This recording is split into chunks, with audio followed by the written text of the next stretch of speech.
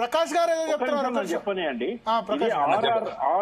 RR agency అని ఒక survey 2 months కింద కాంగ్రెస్ చేయించింది. అందులో 58% కేసీఆర్ కు అనుకూలంగా వస్తే 24% రేవంత్ రెడ్డికి అనుకూలంగా వచ్చింది. మొత్తం తెలంగాణ సర్వే అబ్స్ట్రాక్ట్ చెప్తున్నాం, మీకు పరిచయం ఉంటే ఆర్ఆర్ ఏజెన్సీ వాళ్ళని పట్టుకోండి. ఇది పొంగులేటి ఆర్ఆర్ ఏజెన్సీ ఏదో సర్వే సంస్థ, ఇది పొంగులేటి గారి డైరెక్షన్ లో జరిగిన సర్వే.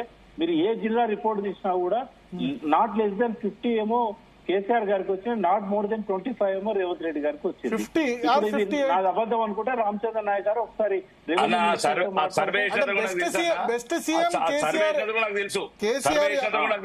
కేసీఆర్ కావాలని 50% మంది కోరుకుంటారు. భరత్, ఇప్పటి వరకు ముఖ్యమంత్రి గెలిచిన ఎన్నిక ఏదబ్బా? ఎమ్మెల్సీలు గెలిచినాడా? ఏది గెలిచినాడు? ఫలానాది గెలిచిన ఏమండి 8 మంది పార్లమెంటు సభ్యులా? సిగ్గుపోతుంది. కాంగ్రెస్ కు అధికారంలో వచ్చిన తర్వాత 8 మంది సభ్యులు భారతీయ జనతా పార్టీ గెలిచినట్టే దానం నాగేందర్ పెట్టి గెలిపించారు కిషన్ రెడ్డిని.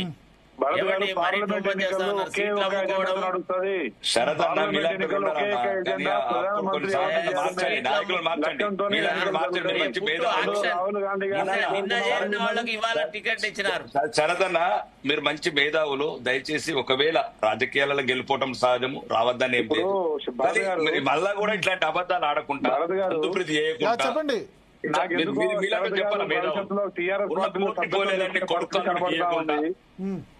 ఏమేమన్నా మీరు మహబూబాద్ జిల్లా, మా వరంగల్ జిల్లా రండి. మా శరద్ గారు పెద్దలు న్యాయవాదులు రావాలి, మా రాకేష్ రెడ్డి గారు రావాలి, ప్రకాష్ గారు కూడా న్యాయవాదే. ప్రజల్లో ఏం నడుస్తుందో నేను వినిపిస్తా. నేను ఏం మాట్లాడను, వాళ్ళే ప్రజలనే వారే డైరెక్ట్ సంప్రదించవచ్చు. రేవంత్ రెడ్డి గారు వచ్చినాక ఎన్ని సాహసోపేతమైన నిర్ణయాలు, మరి ఆర్థికంగా లోటు బడ్జెట్ లో ఉన్న రాష్ట్రాన్ని మరి సంక్షేమ పథకాలు రాకేష్ అన్న ఒక్క నిమిషం ఆగవే, నీకు దండం పెడతా. మొత్తం డిబేట్ నువ్వే మాట్లాడితే నీకు రేపు మైక్ ఇవ్వాలన్నా వద్దా? బయట నన్ను మాట్లాడి వారు దయచేసి. ఇప్పుడు ఒకటే, కేసీఆర్ గారు తెలంగాణ సెంటిమెంట్ తోని మరి వచ్చి చేసిన నష్టాలని పూడ్చే పరిస్థితి ఈరోజు రాష్ట్రం లేదు. అయినా కానీ అప్పులు చేయకుండా, ప్రజల మీద ఎలాంటి రేట్లు పెంచి భారాలు వేయకుండా సంక్షేమ పథకాలు ఒక్కొక్కటిగా ప్రజల్లో తీసుకెళ్తున్నామా లేదా? ప్రజలను అడగండి. హైదరాబాద్ నడిబొట్టులో మీకు ఏం కనబడదు.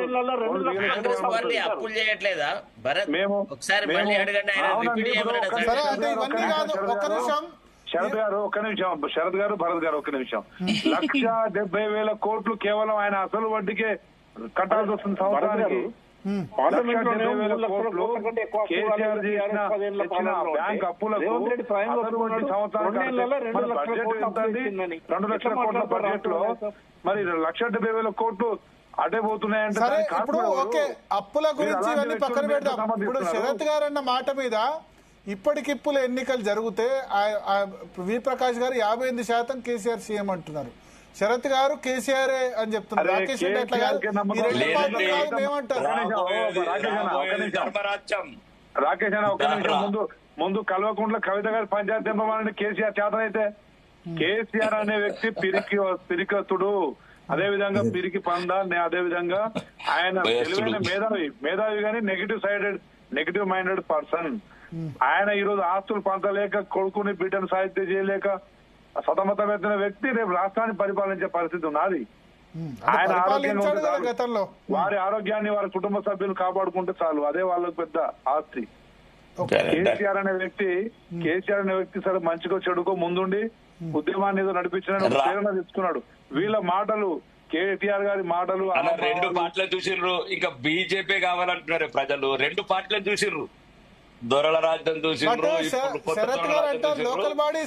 లోకల్ బాడీస్ డిఫరెంట్ అండి. లోకల్ బాడీస్ బీఆర్ఎస్ ఉన్నప్పుడు 33 కమిటీలు, గ్రామ కమిటీలు ఉన్నాయి, అడగండి బీజేపీకి. 100% ఉన్నాయి.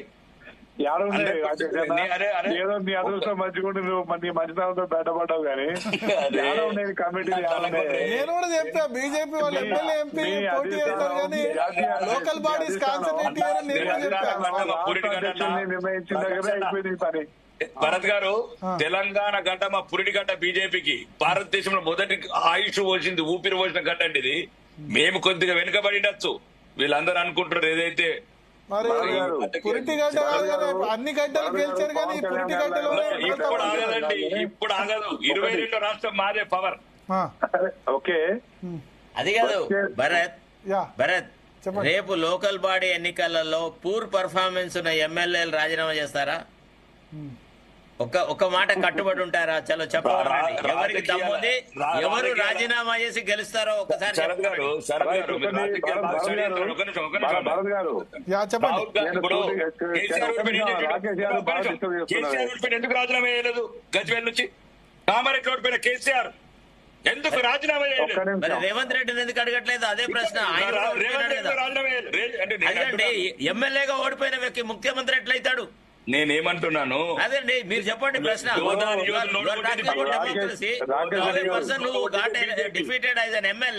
How can he be the chief minister? నేనేమంటున్నానంటే వేరే చోట గెలిచాడు, వేరే చోట గెలిచాడు. ముఖ్యమంత్రి రాజకీయాలల్లా ఇవన్నీ ఒక్క నిమిషం రాకేష్ అన్న అన్న. అసలు శరత్ గారు అంతా ఒకవేళ తీసుకుంటారు, ప్రకాష్ గారు టీఆర్ఎస్ పక్షాన్ని మాట్లాడుతూ ఉన్నారు. కేసీఆర్ కుటుంబానికి వీరు కట్టు బానిసలు కానీ రేపు అసలు చట్టసభకు కేసీఆర్ వస్తుందా లేదా? కుటుంబ కలహాలతోనే ఆయన సతమతం అవుతుండు.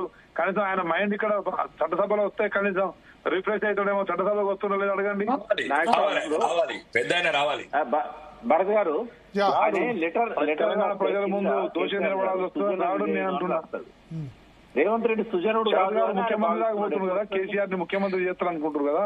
చట్టసభలో వచ్చి కనీసం ఒక్క రోజు కూర్చుంటా, కనీసం గతంలో కనీసం సెక్రటరీ పోయిందా, అధికారుల మీద సోమేష్ కుమార్ మీద మొత్తం 6 శాఖలు సోమేష్ కుమార్ కి వదిలేదు. ప్రజా సమస్యల పట్ల పోరాడింది మేము, ప్రజా సమస్యల పట్ల పోరాడుతున్నది మేము, ప్రతిపక్ష పాత్ర నిర్వహిస్తున్నది మేము, మూసి మీద కొట్లాడింది మేము, హైడ్రా మీద కొట్లాడింది మేము, అన్ని రకాల మీద మేము ఏమంటున్నామంటే రాజకీయాలు అనేది శరత్ గారు ఓకే గెలుపు ఓటములు సహజం. నేను అనే ఉద్దేశం ఏంటంటే దయచేసి నేను ఏమంటే వ్యక్తిగతంగా కేసీఆర్ అంటే నాకు ఇష్టం, అది పక్కన పెట్టండి. కానీ ఏదైతే జాతిపితగా ఉండాల్సిన వ్యక్తి ఆ రకంగా తయారైంది బాధ. రాష్ట్రంలో ఎవరు పొగుడుతున్నారా? నేను చెప్పింది ఉపయోగపడుతుంది అన్నాము. దానికి రాజకీయ చతురత, రాజకీయ చతురత don't follow any discipline. Sharath గారు, కాంగ్రెస్ ఫెయిల్ అయింది, ఇంకా రికవర్ చేసుకోలేరా లాస్ట్ 3 years? రేవంత్ రెడ్డి కనుక ముఖ్యమంత్రిగా కొనసాగితే కాంగ్రెస్ పార్టీకి వచ్చే అసెంబ్లీ ఎన్నికల్లో 15-16 సీట్లు వస్తే ఎక్కువ వచ్చేది బీజేపీ. చెప్పండి.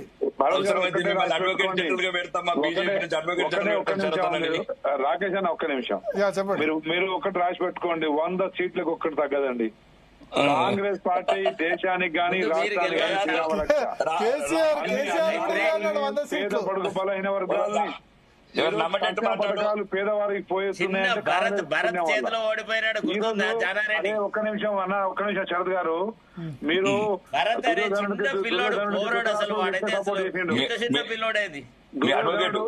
దుర్యోధనుడి సభలో ధృతరాష్ట్రుడు భీష్ముడు అందరు ఇట్నే మాట్లాడారు, కానీ పాండవులకి లాస్ట్ కి ఇప్పుడు న్యాయం.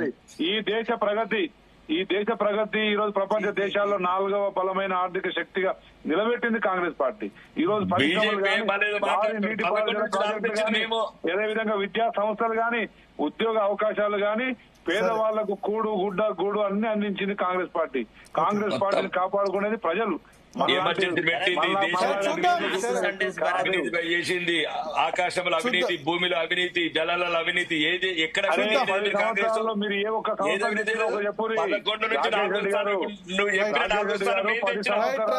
చర్చ కంక్లూడ్ చేయాల్సిన సమయం వచ్చింది. థ్యాంక్ యూ రాకేష్ రెడ్డి గారు, రామచంద్ర నాయక్ గారు, శరత్ గారు, వి ప్రకాష్ గారు. మొత్తానికి కాళేశ్వరం మీద ఇంట్రెస్టింగ్ డిబేట్ అసెంబ్లీలో జరగబోతోంది 4-5 రోజుల పాటు. ఇక్కడ గణేష్ నిమజ్జనం ఉన్న నేపథ్యంలో 6వ తారీఖు బిఫోరే క్లోజ్ చేయాలి. బహుశా 4th లేదా 5th లోపే అసెంబ్లీ క్లోజ్ అయ్యే అవకాశం ఉంది. సో ఈ కాళేశ్వరం గురించే దాదాపు 2 రోజుల పాటు డిబేట్ ఉండే అవకాశం ఉంది. దీనిలో ఎవరు పైచేయి సాధిస్తారు, ముఖ్యంగా ప్రజల్ని ఎవరు మెప్పిస్తారు, అటు హరీష్ రావా లేకపోతే రేవంత్ రెడ్డి అన్నది చూడాల్సి ఉంది. ఇది వాటి DNA. Stay tune to Zee Telugu news.